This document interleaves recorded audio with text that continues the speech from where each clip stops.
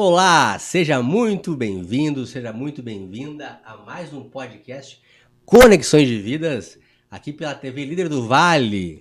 Se você não me conhece, eu sou Jefferson Ferrari e esse é mais um episódio incrível de uma história de vida que você vai se inspirar. Esse podcast é uma parceria entre a TV Líder do Vale e o canal Estoicos na Vida, um canal de filosofia de vida que te estimula a estudar, a crescer, a se preparar para a vida. Com histórias como do nosso amigo aqui, o Major Angonese, que muita gente conhece em todo o Rio Grande do Sul, policiais militares, da ativa, da reserva, moradores de Sapucaia, conhece a história e quem não conhece vai conhecer hoje a história do Valdemiro Angonese, que fez no último mês 80 anos e tem muita coisa bacana para nos ensinar e muito exemplo de vida para repassar. Boa noite, Major Angonese. Boa noite, Ferrari. Obrigado pela presença. Eu que agradeço a participação no programa. Estamos à disposição para contar a nossa história. Eu fico muito feliz com a sua presença e ter aceito o meu convite. Nós estamos falando alguns dias já para o senhor vir aqui. Sei que não é fácil, essa hora da noite, o senhor de 80 anos, né? A gente quer mais comodidade, mais tranquilidade. Então eu lhe agradeço muito por estar aqui. Sim. E a ideia desse podcast, o nome dele é Conexões de Vidas. É conectar as nossas vidas, a sua, a minha, com todas as pessoas que estão assistindo, que estão ouvindo. E vai ficar isso registrado, gravado no mundo digital. Hoje, o mundo digital, ele grava a nossa vida. E a sua história de vida, com 80 anos agora, vindo lá de Erechim, né, para ganhar notoriedade em todo o estado pela Brigada Militar, depois aqui em Sapucaia, protagonista com a Guarda Municipal e outras ações sociais, lhe permitem falar sobre isso, falar sobre experiência, sobre vencer o obstáculo, sobre coragem, sobre superar os medos e um exemplo de uma história vencedora. Por isso, eu queria começar falando para o senhor da sua origem. Todo homem tem raiz. Todo homem de sucesso, homem de honestidade, de honra, tem raiz.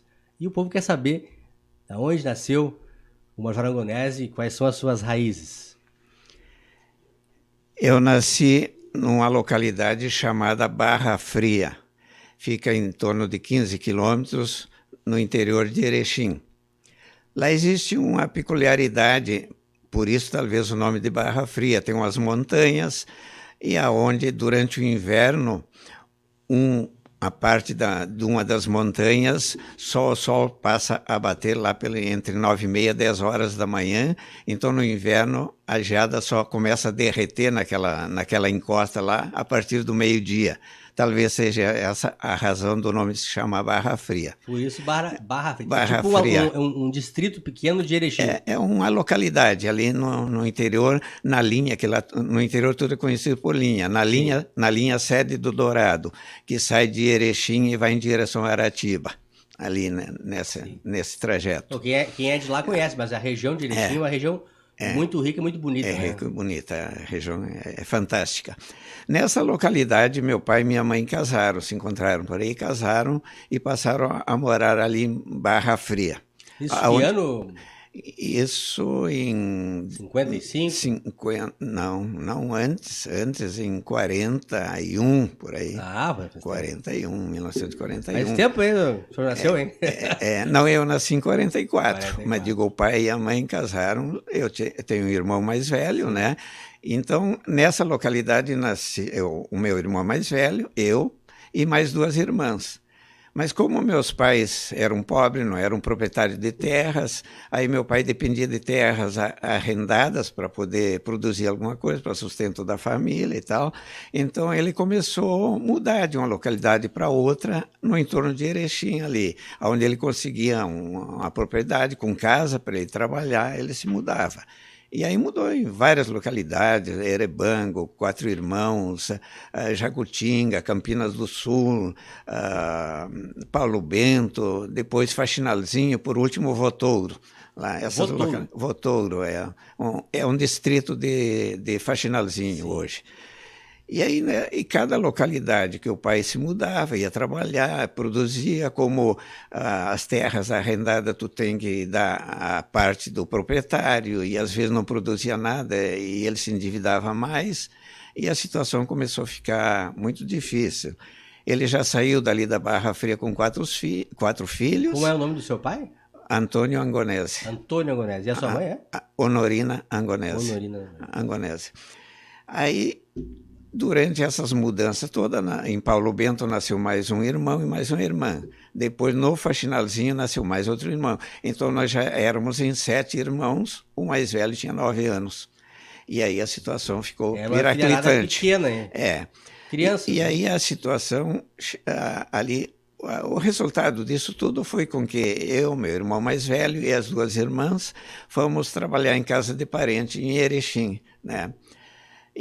Mas sabe que isso era muito comum, até comentava antes com o senhor, de a família muito grande e muito pobre, alguns filhos ser dados, né?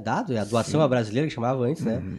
Para trabalhar, não seria escravos, né? Mas para trabalhar para outras famílias a troco da comida. Sim. A minha mãe, por exemplo, quando eu tinha 5 anos, ela foi dada pela minha avó para a avó dela, no caso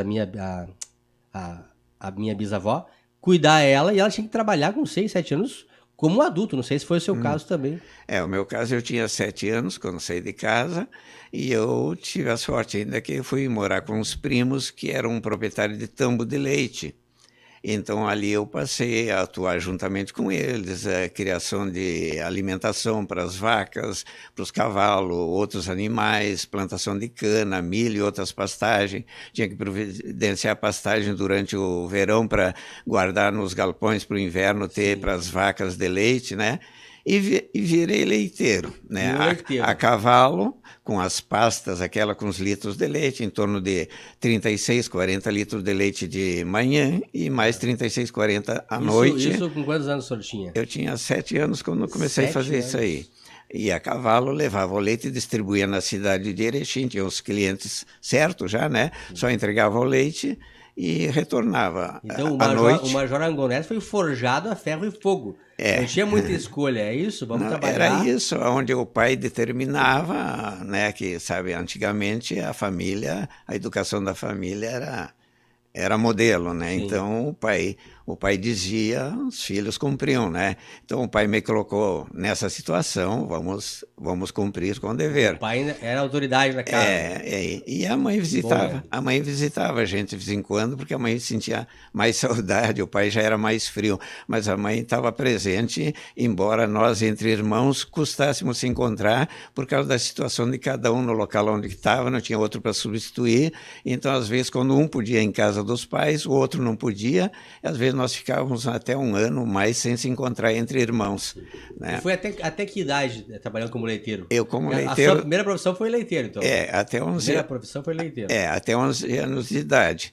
Depois eu estava em casa, lá no Faxinalzinho, visitando os pais, e apareceu um parente de um compadre do pai, que morava em Aratiba, e ele soube da situação nossa ali, e aí ele pediu para o pai para me deixar ir morar com ele, porque os filhos dele estavam todos casados, e ele estava morando sozinho, já com certa idade, ele e a esposa dele, e tinha os afazeres da casa tudo, mas aí na colônia, né? Tinha animais, tinha plantação, tinha certa coisa, e ele precisava de alguém para ajudar nos serviços da casa, assim, então, né? E o pai aceitou. Aceitou e eu fui com ele. E o senhor foi feliz? Ou foi bem apreensivo? Não, eu não fui feliz. Não tinha questionado? Eu não fui feliz porque em Erechim ficava mais fácil para ir até o Faxinalzinho. Eram 60 quilômetros, tu pegava o ônibus, ficava mais fácil. Em Aratiba já formava um triângulo. Sim. Tinha mais 35 quilômetros até Aratiba, tu tinha que vir a Erechim, pegar outro ônibus para ir a Faxinalzinho. Então ficou mais difícil a minha comunicação com a família, né? Sim. Mais isolado ainda. E trabalhava na agricultura, cuidava animais, e eu sozinho, porque o casal era de idosos, onde eu morava, e os vizinhos mais perto tinham alguns quilômetros de distância. Então, longe dos irmãos, longe do pai, da mãe? Longe de todo mundo. Aí eu fiquei ali E aí eu comecei a pôr na cabeça, assim, por que tanta gente que receberam aquelas colônias como imigrantes, ali a maioria onde eu morava, uma localidade chamada Monte Belo, no interior de Aratiba, foram doações do governo para imigrantes italianos ali. Um jeito de tirar os pais daquele buraco, daquela realidade. Um foco, um pensamento em melhorar a vida dos pais. Aí com 11, 12 anos de idade, eu comecei a pensar assim, cada vez pensando. E eu produzia alguma coisa lá por minha conta, feijão, milho, alguma que os proprietários lá deixavam eu plantar lá e colhia, e alguma coisa eu levava para casa quando ia em casa e tal. E fui esperando chegar a oportunidade de servir o Exército. Esse era o meu sonho. Digo, porque eu devo obrigação para o meu pai até os meus 18 anos, depois nós vamos conversar. Eu tinha isso na cabeça. E aí, quando chegou a época de eu me alistar, aí eu fui em Aratiba, na junta militar, peguei o cavalo lá do meu patrão lá e fui até Aratiba. Não tinha falado com o pai ainda sobre isso? Já tinha falado com o pai? Não, só veio a época de alistamento.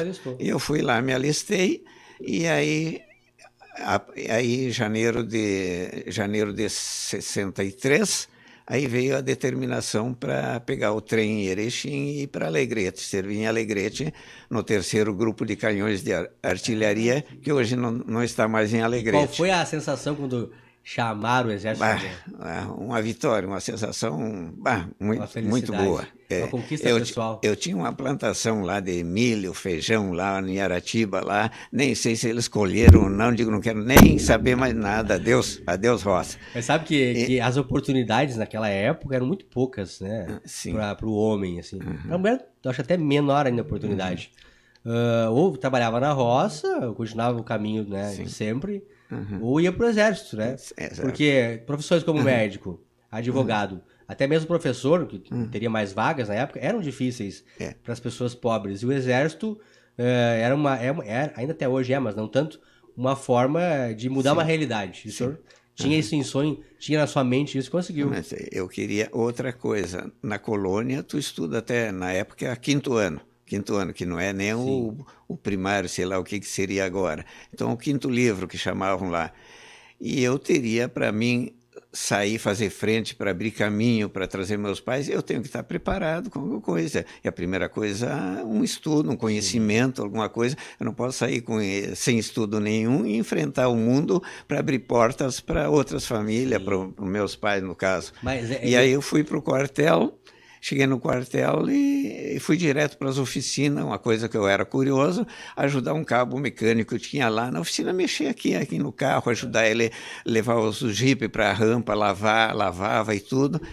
Era em qual cidade o Exército? Que o senhor Alegrete? Alegrete. E o senhor morava em Erechim, lá perto de Erechim ainda? Eu morava no Faxinalzinho ainda. Que é aquela região. Mas eu saí de Aratiba, peguei o trem e fui para Alegrete e nem fui em casa visitar os pais. Eu fiquei mais de 2 anos sem ver a família. Sem ver os pais. E quase 3 anos sem ver o meu irmão mais velho, porque ele foi em 62 para Uruguaiana servir e voltou em janeiro de 63, quando eu tinha ido em janeiro para Alegrete e fiquei um ano em Alegrete. E o seu pai não torceu o nariz, vai pro Exército, ou não, ele incentivou? Não. Ficou feliz? Incentivava. O pai também serviu o Exército e ele era de acordo.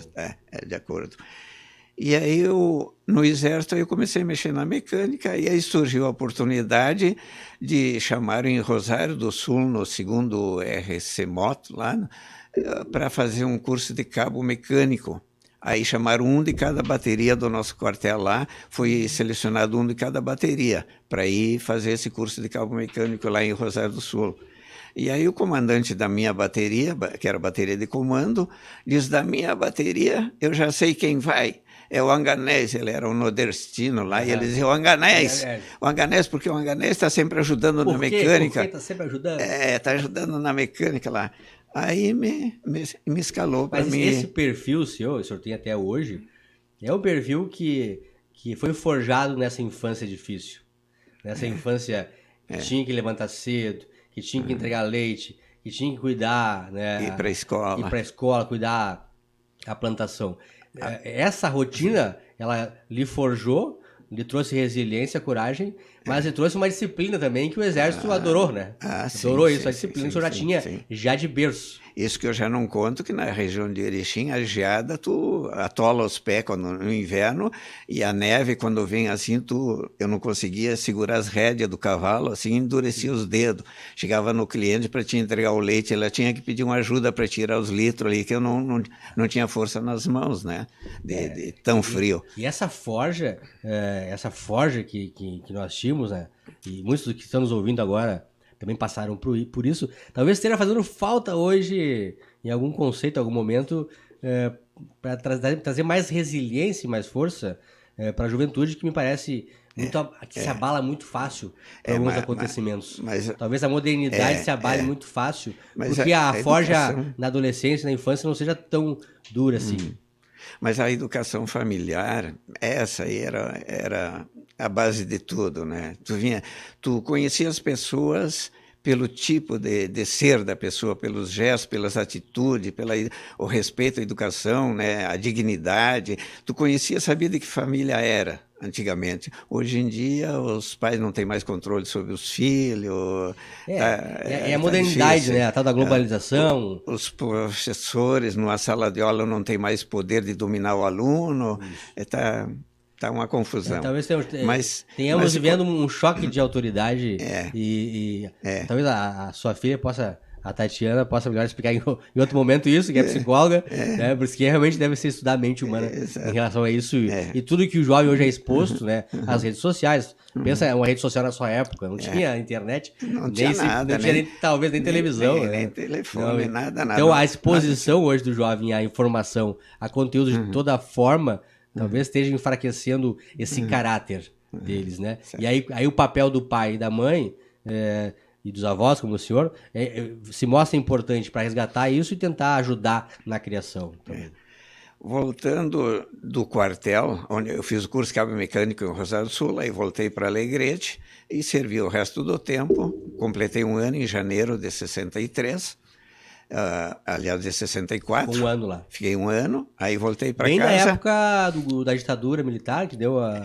aí eu vou chegar nessa parte ali agora. Agora, pois é. Aí eu cheguei no Faxinalzinho, quando eu voltei do quartel, meu pai estava trabalhando numa granja no Votouro, ali que pertence ao Faxinalzinho. O Votouro era uma granja de porcos, animais de raça e tudo, gado, ovelha e tal. Uma granja, como ali tinha vários funcionários, o pai era meio capataz ali, e o meu irmão, que tinha dado baixa do exército, um ano antes que eu, né, estava trabalhando com o pai nessa granja aí. E aí eu cheguei e conversei com meu irmão, que eu já tinha falado antes, chegou a hora agora de nós arrumar um rumo para a família. E aí eu pensava que ele ia tomar essa iniciativa, e ele disse, não, eu vou ficar mais uns tempos aqui com o pai na granja e tal. Aí eu disse para ele, então, é a minha vez, alguém tem que fazer isso. Buscar o meu caminho. Buscar o caminho. E ali tinha um coleginho estadual ali no Votouro, que a mãe, como era próximo do colégio, começou a ajudar os professores, lavava a roupa dos professores, passava, ajeitava, limpava o colégio. Aí o professor arrumou, pegou um livro de assinatura de presença, conseguiu fazer com que ela se tornasse zeladora da escola, né? Aí a mãe tinha um dinheirinho que se defendia. Sim. E eu cheguei e falei para a mãe, quando eu voltei do quartel, eu falei para a mãe, digo, mãe, a minha ideia é essa, eu vou, a minha intenção é Porto Alegre, quero abrir caminho, arrumar um lugar, me colocar para levar, porque as irmãs estão ficando adolescentes e aqui não é lugar para nós, não é lugar para elas. O senhor já tinha uma visão de realidade e percebia que aquilo ali estava limitando as suas possibilidades. Não havia um futuro para nós lá, né? E aí, nesse meio tempo, veio março e aí estourou a Revolução 64. Então, antes de o senhor entrar nesse ponto, eu quero aqui falar com nossos ouvintes que estão assistindo aqui pelo YouTube. Você pode mandar aqui um recado, uma boa noite, algumas palavras de carinho para o Major Angonese, que não tem que estar assistindo aí aqui pelo YouTube, estou acompanhando, e eu vou ler aqui ao vivo as mensagens de todos que se manifestarem. Até perguntas, querem fazer perguntas, fiquem à vontade, que o Major está aqui para responder. Antes disso, nesse breve intervalo, para você dar uma respirada aí, né, retomar lá do do golpe militar. Eu quero mandar um abraço para os seus filhos aqui, e para sua esposa. A Maria Rosane, deve estar assistindo, um abraço então. E os filhos, vê se eu não vou errar os nomes, né?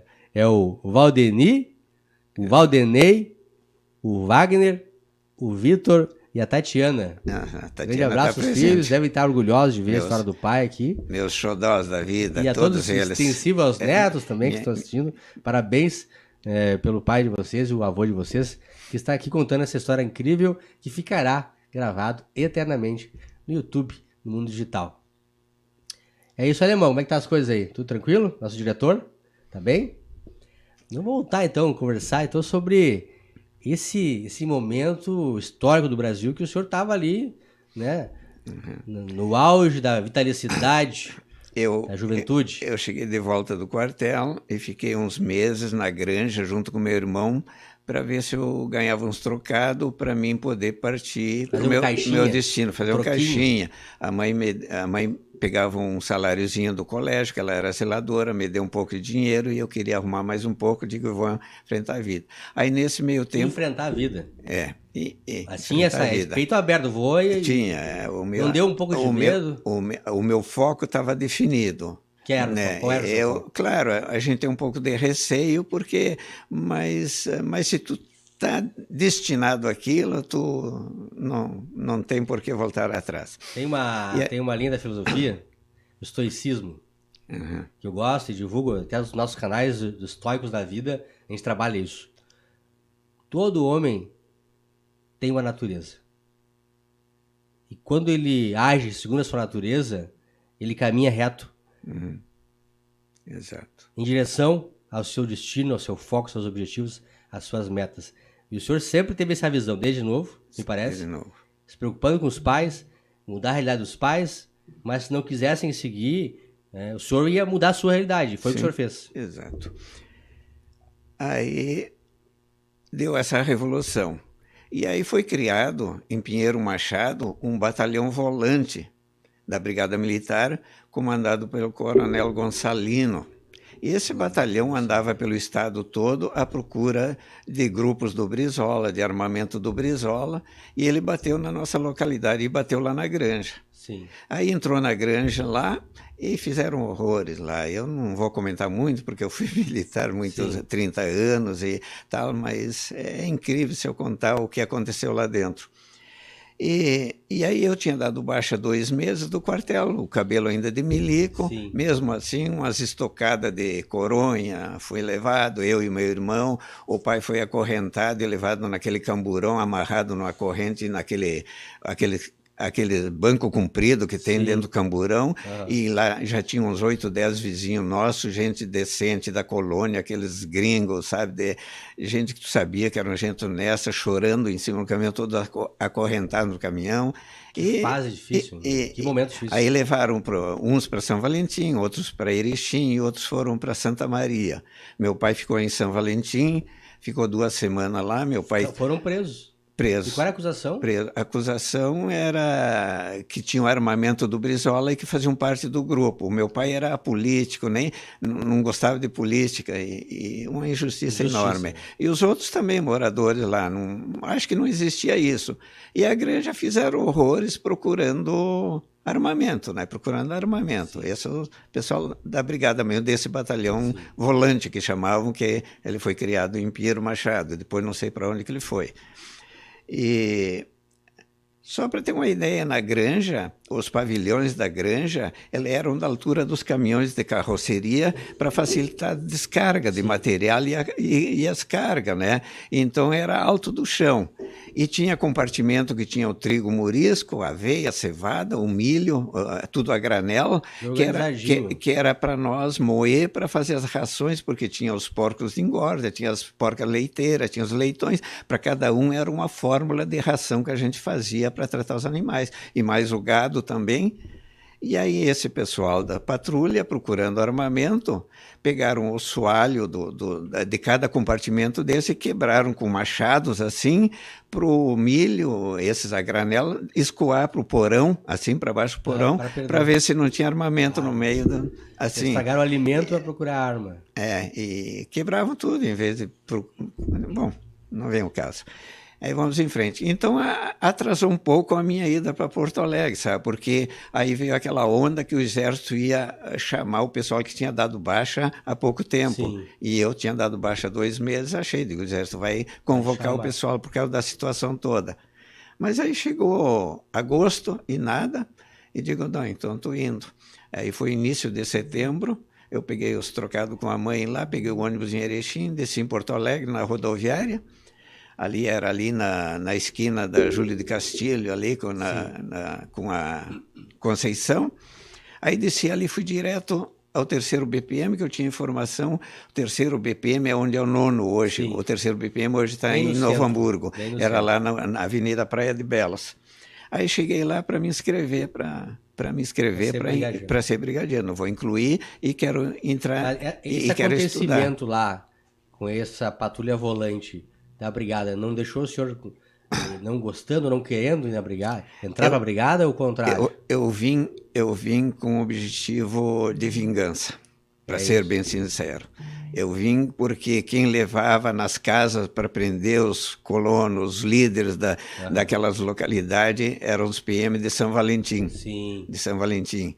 Então, com e não só eu e mais outros rapazes de lá, colegas de lá, viemos para Porto Alegre, incluímos, só que ninguém conseguiu voltar para lá. Sim, acabou não voltando. A ideia era fazer curso. Foi melhor. Foi melhor. Porque a vingança nunca é boa. Foi melhor. E agora, deixa eu lhe perguntar uma coisa. Chegou na brigada, se prontificou a trabalhar, ou seja, como voluntário, né? Se apresentava, né? Eu cheguei na brigada, me apresentei, e aí eles olharam a documentação e disseram, tu tem que pegar um papel no Exército para te liberar, porque não faz 1 ano que tu deu baixa. Sim. E aí eu fui no QG do Exército, ali pegar o papel, e não me deram, não, só depois de 1 ano. E era setembro, e eu ia fazer 1 ano em janeiro do ano seguinte. Sim. Aí digo, e agora? 4 meses esperando. 4. E aí eu digo, e agora? Aí eu me informei pela cidade ali, onde é que tinha uma região que tinha mais indústria, mais possibilidade de arrumar um emprego. E aí me disseram, bairro São João, São Geraldo, ali tem bastante indústria, a Renner, e ali a Renner e outras indústrias grandes ali. Aí procurei uma pensão e me indicaram uma pensão da dona Cida, ali no início, ao lado da Igreja São João, no início da Cis Brasil. Ali tinha um prédio ali de 2 andares, ali onde ela alugava quartos. Aí eu fui ali, aluguei um quarto, disse, bom, agora estou instalado. Aí me informei sobre as empresas e me indicaram ali umas ali próximo. Aí na primeira que eu fui, ali metalúrgica, aço técnica, fábrica desses compressores de ar que tem nos postos de gasolina, os borracheiros, tem aqueles compressores. Ali ficava próximo ao Hospital Santo Antônio, na Avenida Polônia, que o Hospital Santo Antônio hoje é lá na Santa Casa, mas era ali no bairro São Geraldo ali. Aí eu cheguei ali e me apresentei ali dizendo, contei a minha história para o gerente, que eu precisava trabalhar, que eu tinha ido com pouco dinheiro e tal.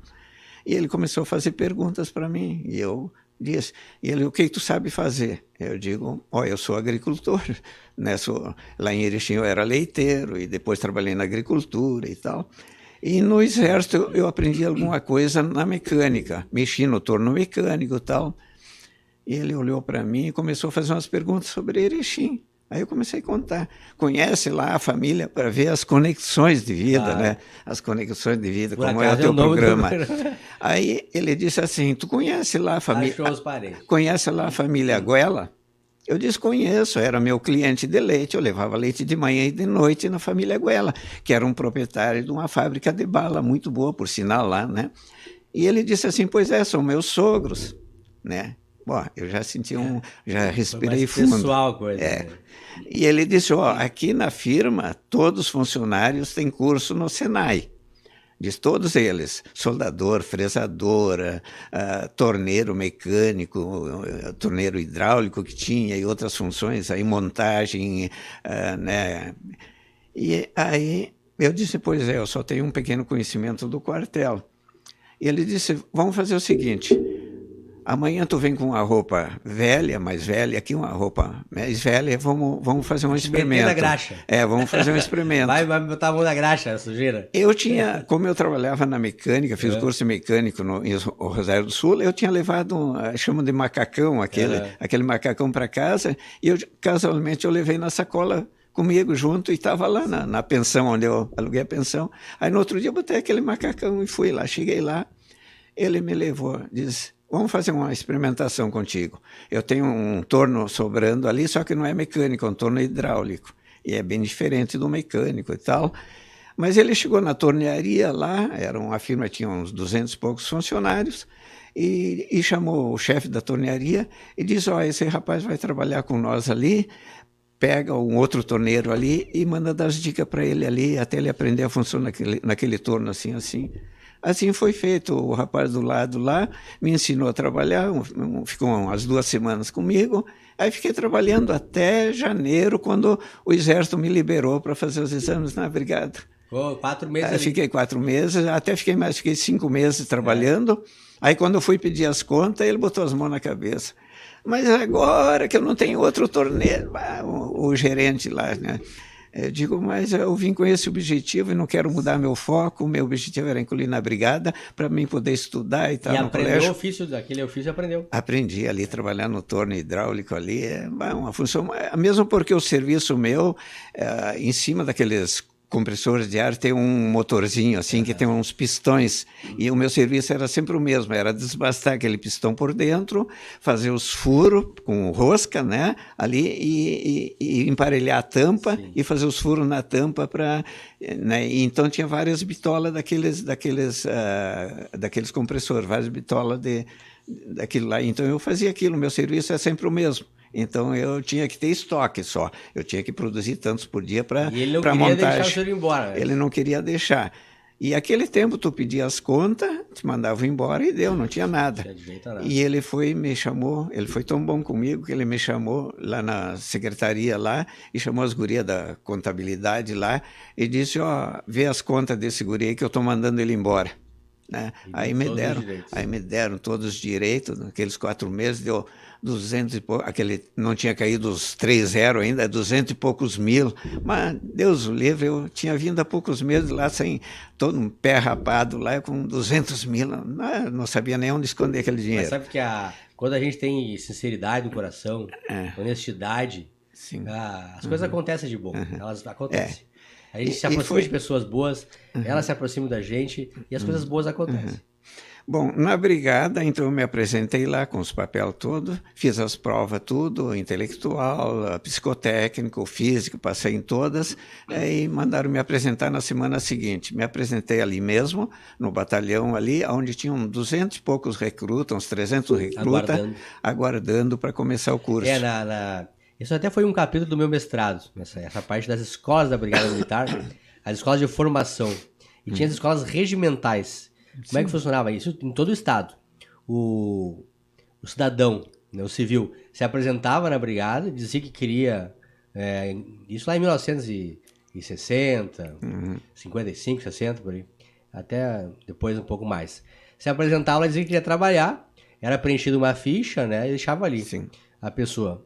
E aos poucos iam chamando, e aí ficava trabalhando no quartel, serviços gerais, no quartel, até juntar uma turma para fazer o curso. Não era um concurso formalizado, mas sim uma espécie de recrutamento das pessoas. Nessa época, 64, quando eu incluí ali, estavam demolindo o Hospital Velho para construir o Coronel Frota, comandante-geral, estava predestinado a construir rapidamente o novo hospital da Brigada Militar. Então, todo o pessoal que chegava para se inscrever, para entrar na Brigada Militar, ele tinha uma profissão, ele era aceito imediatamente, não fazia prova nenhuma, já ia como artífice lá para as obras do hospital. Era eletricista, pedreiro, servente, pintores, hidráulico, todos eles. Chegavam ali, iam sem curso, iam lá para as obras. E os que não tinham profissão... os que não tinham profissão, então ficavam ali fazer o curso. Eu fiz o curso em 3, 4 meses aí, formação de soldado, né, policial. E aquela história que quanto mais brabo, mais cicatriz, mais chance de entrar na brigada naquela época. É verdade. Os valentes, não, realmente tinha um pouco disso aí, tudo, mas mais para os quartéis do interior, né, do interior aqui. A vantagem daquela época é que tu não precisava ter estudo, né? Não precisava ter estudo para incluir na Brigada Militar. Hoje em dia, não. Hoje em dia tem que ter a carteira de habilitação, tem que ter o 2º grau, tem que... Então, a partir de 1997, foi exigido o ensino médio, né? Sim.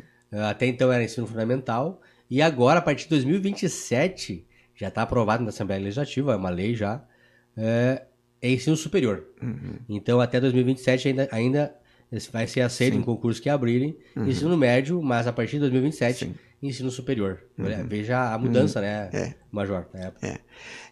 Eu terminei o núcleo de preparação policial ali no 3º BPM, e ali tinha a Alfaiataria São Jorge, que eu acho que existe na João Alfredo ainda, que fazia uniforme, todas as espécies, todo tipo de uniforme para a Brigada Militar. E eu talvez fui o único soldado recruta que eu queria ir passear para Erechim e mandei fazer o 5º, uniforme de passeio com cap. É uma foto que eu te mandei ali, que eu queria falar sobre ela. Ali as fotos, aquela foto. E aí o 5º, quando orgulhoso, eu saí orgulhoso com o 5º, passei lá em Erechim com o meu 5º lá. Não deu autógrafo para as pessoas? E aí cidadão famoso da cidade? Depois, quando eu fui como sargento bombeiro, que aí eu fui lá para Erechim, aí eu visitei um conhecido meu que era freguês de Leite lá, ele tinha um programa na rádio, aí ele me levou para a rádio lá, mas fez um zoel lá. Nossa, o nosso cidadão menino... ilustre. Sargento Magonese? O nosso menino leiteiro. Mas isso que é impressionante, né? Poder olhar para o passado e sentir essa emoção do orgulho. Isso que é o mais relevante, né? Poder olhar a trajetória, o que construiu, o que fez da vida e mostrar que tudo é possível. Imagina de onde o senhor saiu, né? As dificuldades que teve na vida... E tudo que conquistou até hoje, com 80 anos, ainda não parou de conquistar coisas, né? Mais um detalhe que estava dentro do meu foco, né?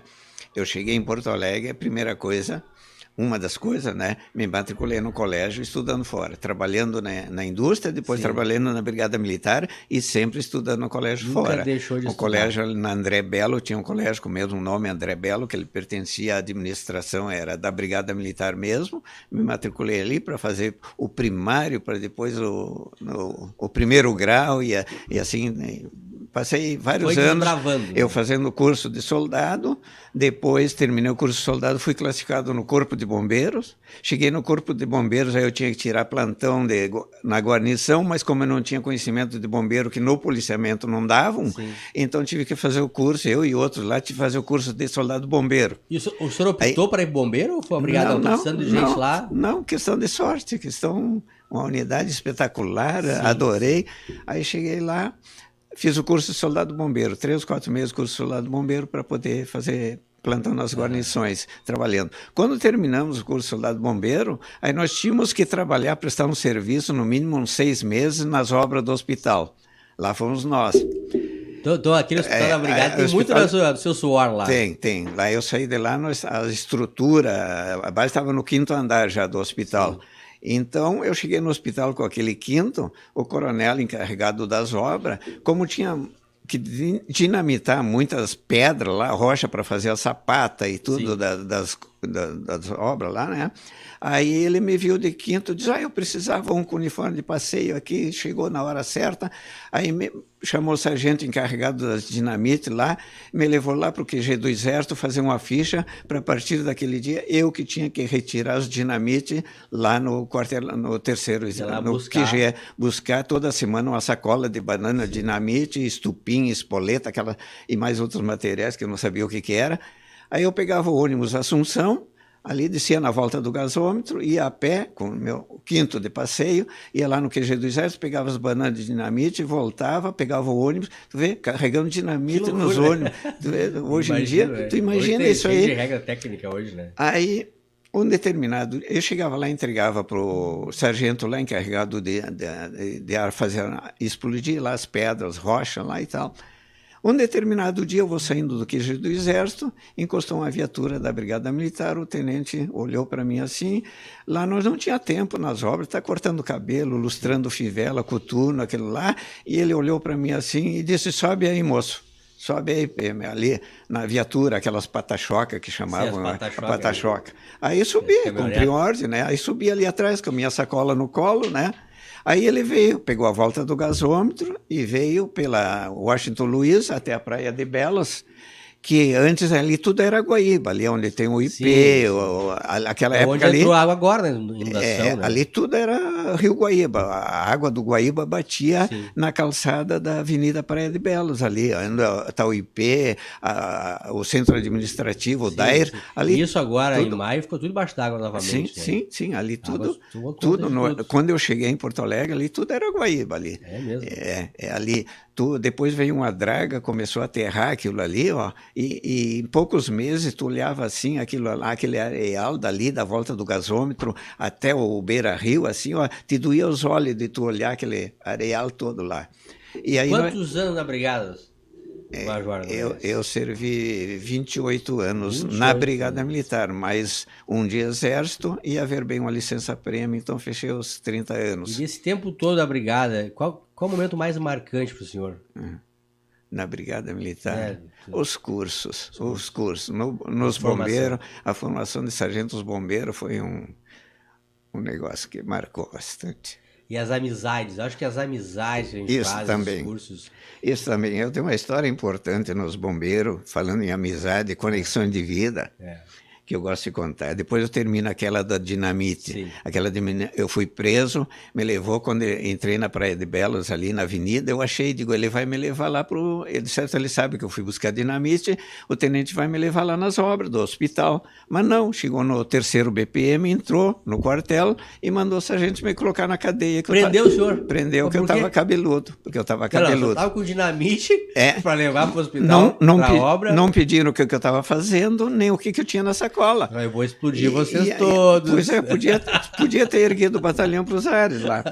E aí o sargento me chamou, tirou da viatura e me botou no xadrez, chaveou. E eu fiquei lá, digo, e agora? Antigamente tinha mesmo, até 97 tinha a prisão aguardando solução de parte. Ou seja, ele prendia o militar, depois ia perguntar as questões. Aí, quer ver o final dessa história? Aí o sargento passou ali pela porta ali, eu disse, sargento, faça um favor. O coronel encarregado das obras lá está me aguardando lá. Eu queria que ligasse para ele e dizer que eu estou preso aqui, para ele mandar me buscar aqui. E o sargento ligou. Aí o coronel Carvalho, parece que era, em vez de vir ver a situação, ligou para o coronel Frota, comandante-geral, que tinham prendido o cara que buscava as dinamite lá. Aí, quando foi, de repente, 15 minutos depois, o carro preto, Aero Willis, com as bandeiras, o comandante-geral 01, o carro, a placa 01, placa preta, entrou no quartel lá. Foi a tropa correndo, entrando fora, o corneteiro tocando a toque de oficial superior, e aí todo mundo entrou em forma. E aí ele chegou lá e eu, pela janela do xadrez, eu via ele assim na frente dos Cabeça Branca lá, que tinham formado a companhia de Cabeça Branca, e foram os que me prenderam lá, né? Sim. E talvez tivessem razão, mas devido à situação, né, eu não tenho nada a ver. Aí o comandante-geral foi lá e gritou com eles, depois veio, e o sargento me tirou do xadrez e mandou entrar no carro do comandante-geral. Aí o comandante-geral, o coronel Frota, me levou lá nas obras do hospital. Foi o carro do comandante-geral. O comandante-geral me levando lá, as dinamitas lá nas obras. Mas também ele não deu uma palavra comigo, não perguntou nada, nem o que eu tinha, nem o que eu fazia, só fui lá, entreguei as dinamites, botei o meu uniforme sujo lá e fui para as obras, porque eu também trabalhava nas obras durante o dia, porque à noite eu tinha permissão das 7 às 11 horas da noite para mim ir para a escola, ia estudar. Quando o meu turno era de madrugada, eu voltava às 11 horas e botava uma roupa suja e ia para as obras, e até às 5 da manhã. Mas isso você nunca abriu mão, né, do estudo, né? Não, sempre foi. E aí eu tinha começado outra parte da história nos bombeiros. Sim. Nos bombeiros, chegando nos bombeiros, como eu estava no colégio fora, então eu trocava umas horas de serviço para alguém segurar para mim durante meu horário de escola, para eu compensar esses horários que ele segurava para mim, eu segurava 24 horas no fim de semana para a pessoa. Sim. Então, às vezes eu ficava até 2, 3 meses sem poder sair do quartel, pagando horas para os colegas que seguravam para mim estudar. E a família? A família é importante nesse momento? Eu morava no quartel. Não era casado ainda? Não, ainda não. Até o curso não. E aí eu terminei. E durante o curso, então tinha um soldado veterano que morava aqui em Sapucaia do Sul, e ele era um soldado antigo da diretoria de bombeiro. E ele me escalou umas vezes lá para ajudar ele, era encarregado da limpeza da sala de aula, da diretoria de bombeiro, do gabinete do comandante, subcomandante, dos banheiros, pátio, e ele me escalava para ajudar ele. E eu, como nunca disse não para nada, vamos lá, e sempre alegre, conversando, e ele começou a gostar de me escalar. E aí eu comecei a gostar, porque ele pegava, deixava um copo de leite ali e um sanduíche. Bah, tinha o que comer. Eu voltava da escola. Feliz? Nossa Senhora. Mas essa história é forte mesmo. E não é por acaso o senhor está aqui hoje contando, e certamente as pessoas que estão em casa também estão se emocionando com a sua história, porque é uma história de resiliência, uma história de coragem, uma história de quem... eu sempre digo, todos nós podemos mudar a nossa realidade. E todos nós somos artesãos de nós mesmos. A construção nossa é nossa responsabilidade. Não podemos esperar pelos outros, temos que nós mesmos fazer. E o senhor é um exemplo disso, sem dúvida. Esse soldado Círio Neri da Silva, tu deve conhecer, na rua Mato Grosso, sim, casado com a dona fugiu o nome. Paulina, depois eu me lembro do nome dela. Ele era pai do dentista Orlando, que hoje é falecido, o Luiz, que tinha uma lotérica aqui perto do Liz, do Rubens, tinha farmácia aqui no João de Barro, aqui, Claudete, não me lembro o nome de todos eles ali, morava aqui na Mato Grosso. Esse soldado que me escalava lá, um dia ele me disse que morava em Sapucaia do Sul. E aí eu comecei a brincar com ele, dizer, mas isso existe no mapa, essa cidade e tal? Existe no mapa? E eu não conhecia nada, não sabia sobre Sapucaia. E ele me disse assim, olha, guri, um dia tu vai trabalhar nessa cidade e tu vai acabar gostando. Todo mundo gosta de Sapucaia. E não é que, não sei se foi praga dele ou sorte, mas essa boca santa dele, 3 anos depois, eu fui promovido a 2º sargento. Aliás, bati o recorde na Brigada Militar. Nunca vi dizer que outro em 3 anos e meio de Brigada Militar era 2º sargento. É verdade. 3 anos e meio. Fez um concurso interno, fez a prova, passou. Quando nós estávamos no curso de bombeiro, em 67, o coronel Amorim, diretor da diretoria do bombeiro, chegou e disse assim, tem 3 vagas para 2º sargento na Brigada Militar, e eu consegui para que elas fossem dadas para os 3 primeiros colocados do curso, nós uma turma de 45 alunos. E eu tinha uma média mais ou menos, estava em 3º lugar até então. Faltavam só as provas finais, aí procurei me manter ali naquela média, e foi o que eu consegui, terminei em 3º lugar. Aí, como eu tinha feito um curso de datilografia também, e era exímio datilógrafo. Era datilógrafo naquela época, estava à frente. E aí o serviço do QG da Brigada Militar, o ADF, o Serviço de Fundos, lá descobriu, não sei como, me transferiram para lá para trabalhar na diretoria de finanças. Aí eu comecei a trabalhar lá, e aquela luz fluorescente em cima das máquinas, aquelas máquinas de contabilidade, sim, o dia inteiro. Poucos meses depois comecei a sofrer das vistas, tive que usar óculos e não adiantava, e ardia os olhos, não, sim, conseguia dormir à noite, e ali era só... E os médicos me afastaram daquela atividade. Aí eu não tinha o que fazer ali, era só serviço burocrático. Aí eu pedi para o coronel me transferir para Canoas, que aí eu já era casado e morava, sim, em Canoas. Já tinha filhos já? Não, ainda não. Mas morava em Canoas, sim, aí ele me transferiu para Canoas. Estava mais perto de Sapucaia, viu? Tava chegando, a profecia do seu amigo estava dando certo. E aí, por intermédio desse meu amigo ali, eu peguei informações sobre Sapucaia do Sul. E ele me contou que era uma cidade fácil de comprar terreno, fácil de alugar casa, fácil de comprar casa, bastante emprego, a cidade era boa. Tinha um morro bonito. E tudo, me contou tudo sobre a cidade e eu associei com meus objetivos e digo, mas é essa que eu quero, é essa que eu quero. Aí eu cheguei a morar em Canoas, mas eu pedi para o coronel, eu quero ficar em Canoas, porque Canoas era uma companhia e pertencia ao 3º BPM que estava em São Leopoldo. E aí o coronel me largou em Canoas. Aí eu passei a tirar patrulha em Canoas e morava perto da companhia, ali na Santos Ferreira. Ali. Poucos meses depois que eu estava trabalhando em patrulha em Canoas, tirando patrulha, o comandante, o capitão Koch, chegou para mim e disse, Sargento Angonese, o sargento que comandava o destacamento de Sapucaia do Sul se aposentou. E nós estamos pensando em mandar o sargento para lá. O que tu acha da ideia? Não sei o quê. Tu não quer abraçar essa? Mas da hora diz que sim. Assim, tu vê as coisas o como... O universo conspira a favor daquele que tem pensamento positivo, que faz o bem, que é focado, que quer de fato, com todo o coração, toda a vontade as coisas. O universo sabe o que é melhor para essas pessoas que buscam o melhor. Aí eu disse, olha, Major, seja que Deus quiser, eu estou aqui para cumprir ordens. Se o senhor está falando para mim é porque já falaram no meu nome, então vamos para lá. Aí no outro dia fui para Sapucaia do Sul, início de agosto de 69.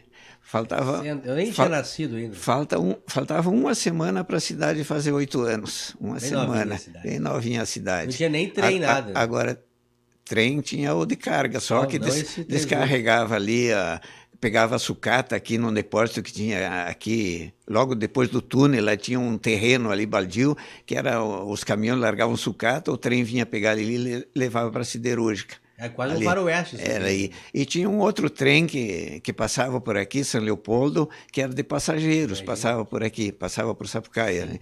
Tinha uma estação muito linda, que é onde hoje está a estação do Transurb ali, uma estação linda. A cidade tinha em torno de 32, 33 mil habitantes. Era quer bastante dizer, já, mas mas hoje deve ter 140 mil, né? Mas nós tínhamos aqui as indústrias aí que o município era o 6º em arrecadação no estado, porque tinha a Lansul, tinha a Siderúrgica Rio Grandão, hoje o Grupo Gerdau, tínhamos o Curaxi, essa que veio lá de perto de Marcelino Ramos, a Recrusul, temos o Curaxi, a Plastisul, quantas empresas fechadas, né? Forte, hoje né? Fechada. Irmão, segura um pouquinho.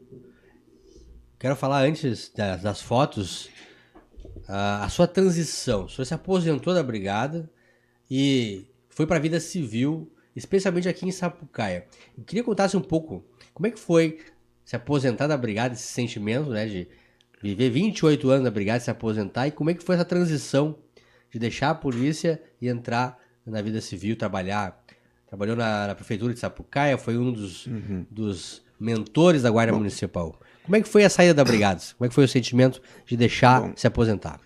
Bom, eu estava nos bombeiros em Canoas de 80 até 83. 84 eu fui fazer o SHOA, que é o curso de habilitação para oficiais da Brigada Militar, oficiais administrativos da Brigada. Terminei o curso em Santa Maria, em 84. 85 eu vim assumir, como segundo tenente, assumi o mercado da Brigada Militar, que nós chamávamos de AR, auto-reembolsável, né? Ali na Parício Borges. As pessoas não sabem que tinha o mercado da brigada. Tinha o mercado da brigada. Que era para os policiais militares pegar seu alimento. Para os familiares, tudo, tirar alimento, roupa, descontavam tudo. Do contra-cheque. Tudo, descontavam contra-cheque, era pago, descontado, aí, reembolsado, que nem diz o outro. E aí eu peguei de gerente ali, né, nesse mercado, fiquei até sair primeiro tenente, fiquei 2 anos ali. Tive a sorte de pegar plano Bresser, plano Collor, mudança de moeda.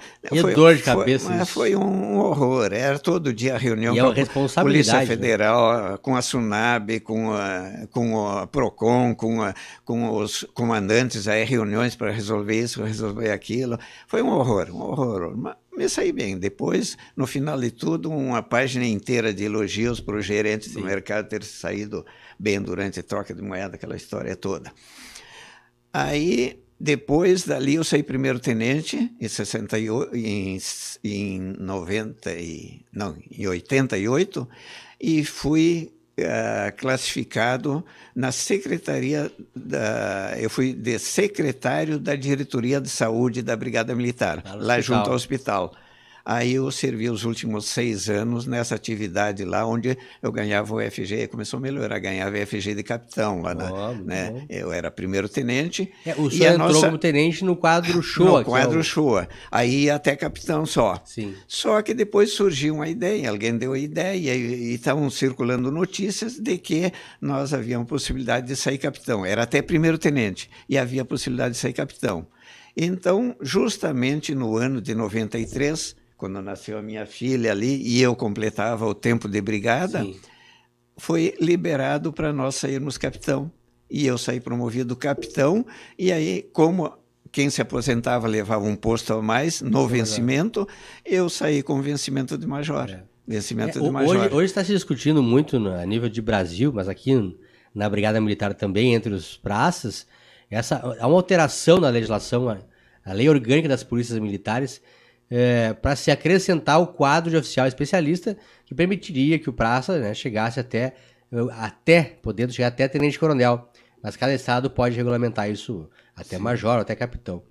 Como é que o senhor vê isso hoje? Se for implementado, isso seria bom? O senhor vê com bons olhos isso? É ótimo. É ótimo isso aí, porque nós temos muitas possibilidades. Tem aqueles que conseguem fazer faculdade, conseguem estudar, conseguem. Agora, tem muitos que não têm essa possibilidade, não têm condições financeiras, ou não têm meio, o tempo passou. Esses mais antigos de serviço, primeiro sargento, subtenentes, esses têm que ter uma possibilidade deles não ficar barrado na carreira deles, como está acontecendo agora. O cara é sargento, vai embora como sargento. Eu acho uma injustiça. Isso aí, né? E esse quadro poderia, de certa forma, privilegiar ou até reconhecer o trabalho. Reconhecer, nem que fosse uma escolha de alguma forma, por questões disciplinares, por hierarquia, tivesse uma fórmula de beneficiar determinados, né? Pessoas. Eu acho que isso aí é válido, é muito bom. E como é que foi a sua reserva remunerada? A sua pergunta ali é o seguinte: em 93, então, venceu o meu tempo, eu me afastei, deu a minha aposentadoria em boletim geral numa sexta-feira. O meu diretor da diretoria de saúde lá era o coronel Isaías Levi, que era médico, e ele era ao mesmo tempo diretor administrativo da Associação Médica do Rio Grande do Sul, ali na Avenida Ipiranga. E ele me perguntou: Angonésio, capitão, vai fazer o que agora? Eu digo: ainda não pensei em nada. Não quer trabalhar comigo na Associação Médica? Eu tenho lá 20 e poucas secretarias, né? Que ali não é a Associação Médica, ela é científica, é para trabalhos médicos, e cada área médica, ginecologia, pediatria, cardiologia, cada área tem a sua secretária, a sua especialidade, e trabalha em cima dos seus estudos, congressos, simpósio, são vários auditórios lá, então. E dava muita confusão entre todas as secretárias, porque uma marcava o horário para uma palestra e onde a outra tinha horário, e o coronel estava se estressando. Aí disse: eu preciso botar um homem no meio dessas mulheres ali, disse ele, para organizar essa aí, porque está dando muita confusão lá e tudo, eu quero um para coordenar todas as secretarias. Tu não quer trabalhar comigo lá? Eu digo: vamos lá. Ele disse: vai lá segunda-feira de noite, que tem a reunião da diretoria, eu te apresento lá. Aí, segunda-feira de noite, fui lá, me apresentou, e aí a diretoria aceitou, já fiquei trabalhando, né? Na vida civil, né, no caso. Ali. E como é que foi esse sentimento, assim? Acabou agora meu trabalho, fiz a minha missão. Teve esse momento reflexivo na sua vida? Teve assim, aquele alívio assim, de um pouco de responsabilidade com referência, porque eu sempre fui assim, meio dedicado a estatuto e regulamento militar. Muito disciplinado. Muito disciplinado, sempre cumpridor. Basta dizer que eu servi 30 anos, nunca tive uma punição, nunca repreensão, nada. E se olharem nos meus assentamentos, deve ter mais de 20 louvores. entre elogios e louvores. Eu fui homenageado, tenho várias medalhas tinha de bronze, de prata, não sei o que, cada 10 anos de serviço, né? Tenho medalhas aqui de Sapucaia do Sul, do 3º BPM, do 33 BPM também. O leiteiro lá de Barra Fria, lá de Erechim, veio, desbravou o mundo, entrou na brigada, colecionou elogios, colecionou um bom trabalho, uma boa referência, e depois veio montar a Guarda Municipal em Sapucaia. Me conta essa história.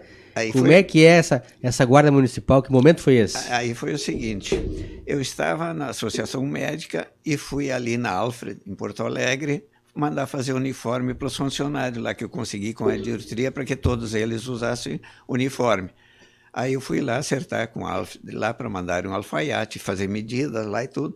E ali na Alfred encontrei Valmir Martins, Valmir dos Santos Martins, que eu tinha trabalhado com ele em Sapucaia. Prefeito de Sapucaia. Prefeito, tinha sido prefeito, secretário de Ação Social, tudo, e era muito meu amigo. Um taxista que virou prefeito. Aí grande administrador. Encontrei ele lá na Alfred e ele disse: Angonese, vamos almoçar comigo aqui no restaurante aqui perto, eu quero conversar contigo. Aí fomos, almoçamos, e ele disse: eu sou candidato a partir de 96, isso era em 95, eu sou candidato a partir de 96, de novo para prefeito, e eu quero que tu volte para Sapucaia, teu pai está lá, teus irmãos estão todos lá, teus cunhados, volta para lá e tu vai trabalhar comigo lá na prefeitura, se eu me eleger, tu vai trabalhar comigo na prefeitura. Como ele não era, ele era um cara competente ao lado dele, né? E aí eu sabia que ele ganhava, porque ele tinha feito um bom governo, eu sabia que ele se elegia novamente. Aí eu cheguei na Henrigues, pedi demissão. A minha esposa era funcionária do Estado, pediu demissão, mesmo porque a minha garota aí era criança, e entre pagar uma pessoa para cuidar e a esposa sair do serviço, era preferível ela ficar. Aí eu convidei a esposa, digo, vamos para Sapucaia do Sul, assim vou trabalhar para o prefeito, se ele se eleger, eu vou trabalhar na prefeitura lá. Ela disse, eu sou tua companheira, quiser, vamos embora. Parceria. Aí vim, início de 96, compramos a casa aqui na Justino Cambuim e começamos a campanha do Valmir. Aí ele se elegeu, em 97 assumimos, aí ele me colocou numa comissão especial de trânsito com o objetivo de criar a Guarda Municipal de Trânsito. A princípio. Sim, foi aquela época, 97 mudou o Código de Trânsito Brasileiro, e aí as guardas municipais ganharam maior importância no mundo do trânsito, né? Aí faziam parte da comissão o Anderson Ávila de Oliveira, o Ednei Ávila de Oliveira, irmão do Anderson, o Renato Rodrigues, que era da Polícia Rodoviária e depois era despachante aqui em Sapucaia, a Cecília Souza, que era secretária na prefeitura, o doutor Alexandre Romani, que era da PGM, e o engenheiro de tráfego, que era de uma empresa de Porto Alegre ali, o Jorge Caran. Nós fazíamos reuniões diárias, acompanhando o expediente da prefeitura, lá na Secretaria de Obras, e em 2 anos, mais ou menos, formamos tudo. Viatura, quartel, cores de uniforme. O senhor era o comandante, o senhor foi o comandante da Guarda Municipal. Eu fui depois, quando nós acabamos de criar ela e montar, o prefeito me nomeou comandante da Guarda. O senhor foi comandante da Brigada de Sapucaia e da Guarda Municipal. Acho que poucos têm esses 2 títulos, hein? Talvez ninguém tenha esses 2 títulos e ter sido comandante da Brigada de Sapucaia e também da Guarda Municipal. Eu acho que não. É um caso raro. E aí eu comandei durante 2 anos. Depois, em 2001, aí eu saí, comprei uma chácara ali no morro, digo, vou cuidar da minha chácara, saí e tal. E aí ganhou o prefeito Marcelo Machado, as próximas eleições. Aí o diretor da agricultura lá era Renato Schmidt, que morava aqui perto da igreja São Pedro, aqui no Nova Sapucaia, ali, e ele era dono daquele restaurante onde chamavam de estação rodoviária, ali no centro. E ele foi numa pescaria em Arambaré e virou barco lá e morreu afogado lá. E ele era o diretor da agricultura. Aí o Marcelo Machado foi lá, falou comigo lá, aí eu estava no sítio, já estava bem entrosado com o pessoal da comunidade rural, e fazia parte da associação, que eu sou fundador da Associação Rural também, Sou fundador também da Associação Esportiva Fazenda dos Prazeres. Não para. Também. E aí o prefeito, Marcelo Machado, diz: Angonés, eu preciso que tu assume no lugar do Renato ali a diretoria da agricultura, que fazia parte da SMICA. Então eu assumi a diretoria da agricultura por 2 anos aí para complementar o... E aí encerrou a vida pública ali. Aí encerrei, mas nem tanto, porque aí o Volmir Rodrigues, meu amigo, nosso amigo, me intimou a fazer um curso de TTI, Técnico de Transação Imobiliária. Sim. Ele patrocinou o curso, fiz em Santa Catarina, lá passei nas provas, e aí passei a trabalhar com ele na VR Associados, aí como... E está até hoje com ele? Não, trabalhei só 1 ano, mas depois... Não. Ficou rico, né? Vendeu eu fiquei rico, vendi um monte de imóveis, não quis mais. Aí parei, digo, não chega, depois de mais de 40 anos de atividade pública, digo, convém, tem que saber a hora. Tem uma pergunta filosófica, né? Uma pergunta filosófica que a filosofia estoica gosta de provocar, né? Dos 80 anos de idade, né? O senhor certamente existiu todos eles e viveu todos também com muita intensidade, porque muitas pessoas existem, mas não aproveitam a vida, não aproveitam as oportunidades, vivem se lamentando, se queixando, botando a culpa dos fracassos em outras pessoas e não em si mesmo. E o senhor viveu com intensidade, buscou ser protagonista do seu mundo, da sua vida, e deu exemplo disso nos seus resultados. E certamente quem está assistindo esse podcast se emocionou com o senhor, pegou com o senhor experiências, insights importantes.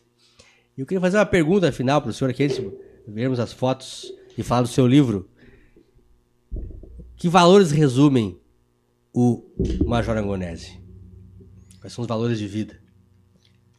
Olha, eu penso, tenho a pretensão de ter uma velhice tranquila, feliz, porque eu penso assim, que eu acho que o melhor valor que eu pude agregar na minha vida é o fato de ter sido bom para todos. Amigo ou não amigo, né, colega de trabalho, pessoas que se relacionaram comigo. Eu nunca consegui dizer não para ninguém em nenhum tipo de solução, em nenhum tipo de problema, sem antes tentar uma solução. Eu nunca, sempre quando me procuraram, eu nunca disse não já de cara. Primeiro, se pensar em alguma coisa, sempre tem uma saída, sempre se encontra uma saída, desde que se tenha um pouco de boa vontade. Então, pelo fato desses meus préstimos, assim, sem modéstia, né, do tipo de vida que eu levei, de procurar ser útil à sociedade, útil ao ser humano, procurar fazer com que os meus ensinamentos servissem de degrau para outras pessoas galgarem as suas intenções também. Isso me favorece para que eu descanse em paz, para que eu tenha uma vida sadia, para que eu me orgulhe da minha família, para que a minha família se orgulhe de mim. Eu tenho essa filosofia de vida. Com certeza viverá muitos anos ainda e dará muito orgulho para a família. Então, resumindo suas palavras, sempre há uma saída, né? E sempre tente ajudar as pessoas. E de fato é isso, a vida é isso, né? Sempre, para todo problema da vida, todas as dificuldades da vida, pior que seja, há sempre uma saída. Basta pensar com calma, racionalizar, né? E o sentido da vida, o senhor bem falou, de todo ser humano, o maior sentido da vida é ajudar o próximo, né? É tentar compreender as pessoas, ver seu ponto de vista e, dentro do possível, ajudar quem puder ajudar. Exato. Mais 2 detalhezinhos. Sim. Aí, eu não sei como é que temos de tempo ainda. É o senhor que manda aqui. Mas logo eu estava aqui em Sapucaia, lá pela 73, por aí, eu acho que foi instalado o fórum aqui em Sapucaia do Sul. E aí o juiz me chamou lá e me nomeou, eu e mais 4 cidadãos aqui da Sapucaia do Sul, um PM, mais outros cidadãos aí, comissário de menores. Na época não tinha conselho tutelar, não tinha comissário de menores. Então, a outra atividade que eu exerci por 5 anos aqui, e era um problema. Nossa Senhora, tu pegava problemas aqui com menores, tu tinha que levar o destino, às vezes viajar por aí. E era remunerado ou era voluntário? Não, o juiz pagava a passagem, as passagens, e não era remunerado nada, era voluntário, serviço voluntário. Então, durante 5 anos. Outra coisa, uma vez eu fui numa reunião do grupo de escoteiro em Anguera, a convite de um amigo meu, Geraldo da Cruz Padilha, que era administrativo da Câmara de Vereadores, me convidou, eu vou numa reunião, vão comigo, encostou o carro dele lá em casa, aí fui. Cheguei lá, a reunião era para troca de diretoria do grupo de escoteiro em Anguera, e aí o Geraldo Padilha, eu estou indicando o sargento aqui.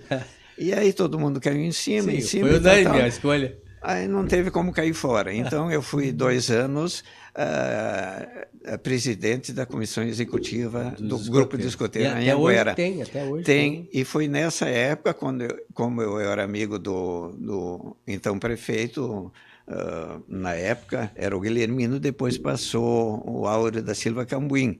Então, nessa época, eu e o Jabuta, que é escoteiro antigo, conseguimos, por intermédio do prefeito Áureo Cambuim, a sede em definitiva, porque o grupo de escoteiro vivia numa casa e em outra, dependendo de salas para colocar seu material. Primeiro estava ali nos fundos da igreja do centro, ali numa casa que o padre queria dar para a Cruz Vermelha, e nós tínhamos que desocupar. Aí conseguimos lá na Associação dos Funcionários Públicos, onde tem uma cancha de bocha perto do hospital, conseguimos uma sala, mas mofava tudo, estragava o material. Nos fins de semana nós precisávamos recolher o material para ir com a tropa para os campos. Aí ajeitou o negócio, organizou. E aí nós conseguimos a sede ali na Madeireira Santo Antônio, que hoje é a loja Lebes. Ali tinha uma casa de pedra ali, que não era de ninguém, eu acho que era do município. Aí o prefeito concedeu de forma definitiva para nós, onde o grupo está até hoje ali. Foi nessa época. Que história para contar esse nosso convidado de hoje, hein? Tem muita coisa, hein? E isso virou um livro, aqui o livro Memórias de um Major de Barra Fria. Conta um pouquinho do livro pra gente aí. O pessoal aqui tá. Essas histórias aqui? Essas histórias tem bastante ali. Todas elas nesse livro. Tá resumido aqui. Ele trouxe um ou dois pra gente? Eu trouxe 2 aí pra te ver. 2 livros aqui. Quem fizer um comentário no YouTube, depois eu vou ver os comentários, vai ganhar.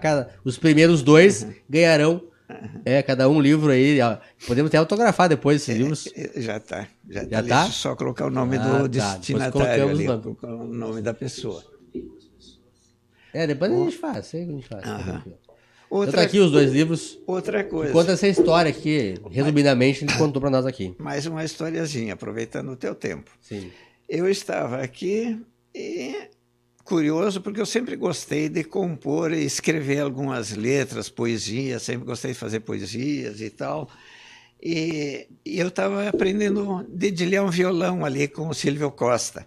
Silvio Costa. E o Silvio Costa, isso em 2006, 2005, para eu aprendendo com ele. E aí chegou a época da Guianuva, da canção nativa, o Silvio Costa chegou para mim assim: Major, diz, tu não tem uma letra ali para nós escrever para a Guianuva da canção nativa? E eu peguei uma pasta assim, que eu tinha vários rascunhos assim, e passei para ele. Ele começou a olhar assim, de repente ele regalou os olhos assim, diz: nossa, tu tem uma música pronta aqui, rapaz, Figueira Torta. Eu tinha feito sobre a figueira do centro da praça aqui, antiga, tem fotos dela. Uma letra. E aí ele musicou a letra, passou para um conjunto ali para tocar, para ensaiar, tocar.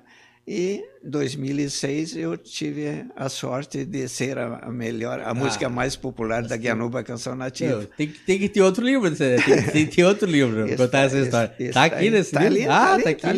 Tá no livro. Pessoal, quem que é então o Major Angonese, escritor, né? Escritor dessa obra, que conta essa história. Comenta aqui no YouTube que quem comentar vai receber, os 2 primeiros comentários vai receber de presente autografado o livro do Major Angonese, escritor, músico, né? Não, é letrista que chama? Compositor. Compositor, né? Da letra, compositor. Aqui é autor do livro. Autor. Estamos encerrando já, Alemão, o programa, mas antes disso, eu queria comentar essas fotos aqui. Porque aí a gente traz na imagem das pessoas o que aconteceu, né, na realidade. Essa foto ali, quando eu terminei o curso de soldado, ali é no pátio do 9º BPM, que na época era o 3º BPM, que hoje está em Novo Hamburgo. Então eu mandei fazer esse uniforme de passeio com o objetivo de eu passear lá para minha cidade, Erechim. O senhor manteve o corpo atlético, né? Eu sempre tive... Biologia, sua genética é boa, hein? Na época de quartel ainda eu pesei um pouquinho mais, 66, cheguei a 66. Com esse perfil, assim, o cara arrumou as namoradas naquela época, hein? Pois é, né? Acho que Aqui, eu fui destinado, na formação de curso de sargento bombeiro, eu fui encarregado de fazer a entrega de um mimo para a madrinha do curso. Ali sou eu entregando um mimo para a madrinha do nosso curso. A madrinha do curso ali é no Corpo de Bombeiros, ali na Rua Silva Só. Né, já no Corpo de Bombeiros. Já. É, no Corpo de Bombeiros. E essa aqui? Essa aqui eu recebendo o canudo na formação de sargento bombeiro. Aí eu recebendo aí o meu certificado ali na formação. Aqui foi em Canoas, a única foto que eu encontrei, porque eu não encontrei as minhas fotos que eu tirei em Canoas quando eu comandava a SCI. O senhor era o comandante? Eu era da seção de combate, tinha um major comandante do 2º Sub-GI, e eu era comandante da SCI, que é a seção de combate a incêndio. Ali. Então, nós estávamos treinando lá no pátio, lá e batemos essa foto ali, onde eu estou ali, tem só um molhado ali e aí os outros não se molharam dessa vez ali. Então, essa foto é bonita, hein? Aqui é o dia da formatura de oficial do show lá em Santa Maria. Lá em Santa Maria, na SFAS, a formatura de oficial. Sabe que o meu curso de soldado eu fiz em Santa Maria. Me formei nesse campo aí também. Em 98. Ali no campo. Que ano foi isso aí? Isso é 84, em dezembro de 84. Dezembro de 84. Aqui foi o dia da formação da guarda, da criação da Guarda Municipal de Trânsito. Ali está o prefeito Valimir Martins, está o irmão dele atrás dele lá, está todo o pessoal da guarda está ali, o Anderson, a Sinara, o Renato está lá atrás o doutor Romani, e está aquele efetivo. Ali aconteceu um problema ali com o prefeito ali, quando ele ia chamar o pessoal, ele fez o concurso, né? Quando ele ia chamar o pessoal, surgiu a tal de lei de responsabilidade fiscal, que para ter um gasto, para te criar um gasto, tu tinha que ter um local de onde viria esta verba. E a lei de responsabilidade fiscal, a intenção dele era chamar 70 guardas. Não conseguiu chamar 70, chamou apenas 15 na época. Aí começamos com 15, damos o curso e começamos assim, menos para dizer que a guarda estava aí.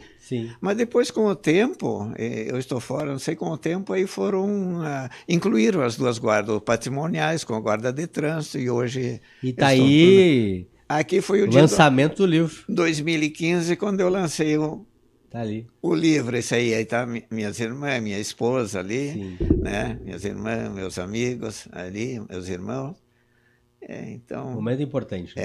Aí o filho? Então, ali o filho, que era sargentinho Esteio. Ele está aposentado já? Está aposentado, já está aposentado. Ali foi numa homenagem lá no auditório que a Brigada Militar fez na homenagem. Ali...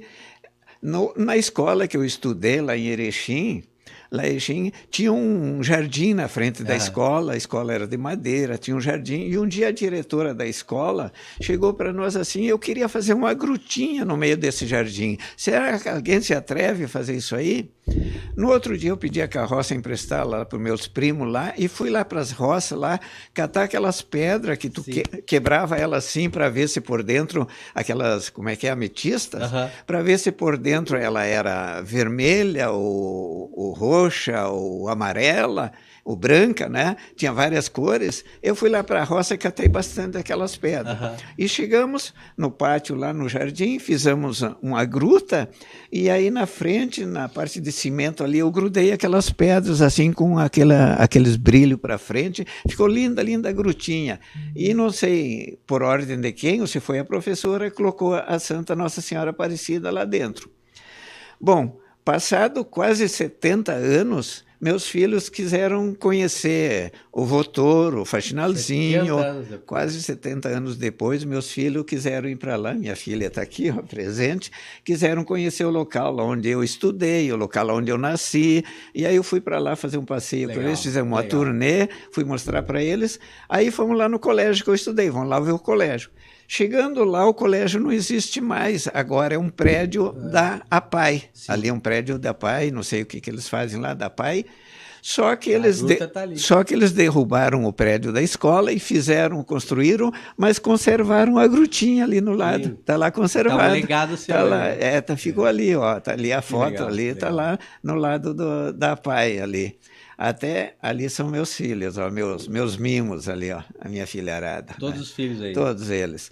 O Valdini, esse aqui, o primeiro aqui, ele é técnico em soldas industriais, de tubulação industrial, trabalha numa empresa ali perto da Guarda Municipal. O Valdinei é sargento da Brigada Militar. Aposentado? O Vitor, aquele mais barbudo ali, é professor do Estado e do município. Ele leciona aqui no Colégio Padre Helz e lá em cima no Marechal Bittencourt. Sim. E o Wagner aqui está fazendo engenharia industrial e trabalha numa indústria lá em Alvorada. E a Tatiana é psicóloga, e trabalha na prefeitura, naquele projeto, aquele trabalho da família acolhedora. Sim, sim. Né? Baita projeto. Baita projeto. Esse quadro aqui, se dá para te ler ali, ó, gostaria que tu tem como aproximar mais para conseguir ler? Olha ali, ó. Valdemiro Agonese, 80 anos. Feliz aniversário para uma pessoa especial. Muitas felicidades, saúde para toda a vida. E agora o principal ali, ó. Ali, essa partezinha embaixo ali. Aqui? Vamos ver.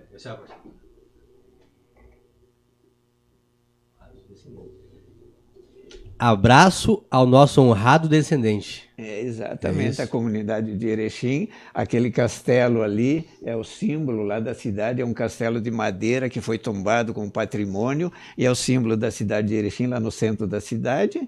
E lá, eles não sei onde que eles pegaram, talvez no WhatsApp, a minha foto lá, aquela parte lá no canto. Então a gente recebeu um quadro desses aí no dia do aniversário, 80 anos, para nós é uma honra, né? Isso orgulha a gente. É uma demonstração da cidade, da comunidade, de carinho, reconhecimento pela pessoa que o senhor é. E não por acaso o senhor está aqui nesse podcast hoje, contando essa história, porque da minha parte também tenho autoestima pelo senhor, pela pessoa que o senhor é, pelo exemplo de ser humano que o senhor é. Isso se reflete nas coisas que o senhor faz, que o senhor fez, se reflete nos seus filhos, na sua família. E é um exemplo para todo mundo que está assistindo e que vai assistir esse podcast, que vai ficar gravado para sempre aí. Esse exemplo de homem de caráter, homem honesto, íntegro, de força, de fé, de foco, que enfrentou a vida com coragem, com peito aberto, com honestidade e lealdade aos seus princípios. E as suas palavras finais. Eu sei que o senhor trouxe uma carta aí, antes de encerrar. Não, é uma coisa, eu vou deixar para ti, porque já estamos encerrando, mas é uma poesia de J.G. de Araújo Jorge, Palavras à Tua Timidez, talvez fosse feita por uma pessoa, mas ela se encaixa perfeitamente no teu tipo de pensamento, teu tipo de programa. Dá uma olhada uma hora para te ver como ela se relaciona bem nesse... O senhor quer ler ela? Não, temos tempo. Temos tempo? Quer ler? Temos tempo.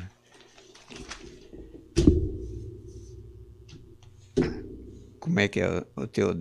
Conexões de vida. Conexões de vida. E olha isso aqui, o que diz a pessoa, preste bem atenção. Ó.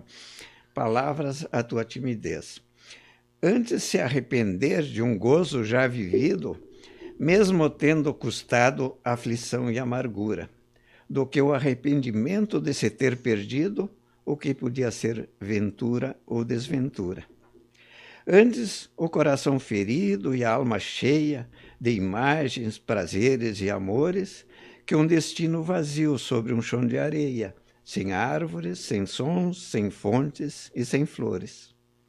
Antes, essa certeza, amarga, mas sentida, este gosto de fel que é mais doce no fundo, que a imensa solidão de quem fugiu da vida, ou a covarde impressão de quem fugiu do mundo. Por que temer a vida pelo sofrimento? Por que preocupações inúteis te consomem?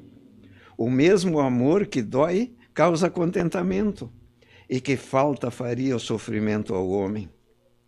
Não queiras transformar a vida em teu próprio degredo, nem queiras perguntar o que ninguém responde.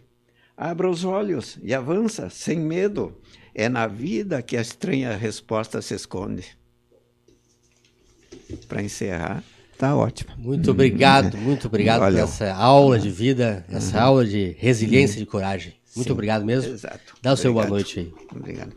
Boa noite aos ouvintes e obrigado pela paciência de ter me aturado esse tempo todo.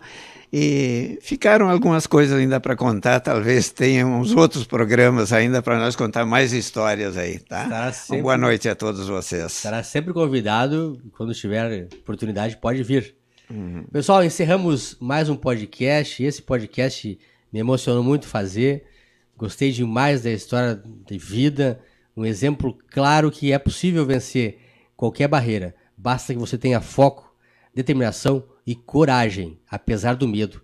Enfrentar o medo com coragem e seguir em frente. E o Major Angonese é um baita exemplo. Uma boa noite, até a próxima quinta, se Deus quiser.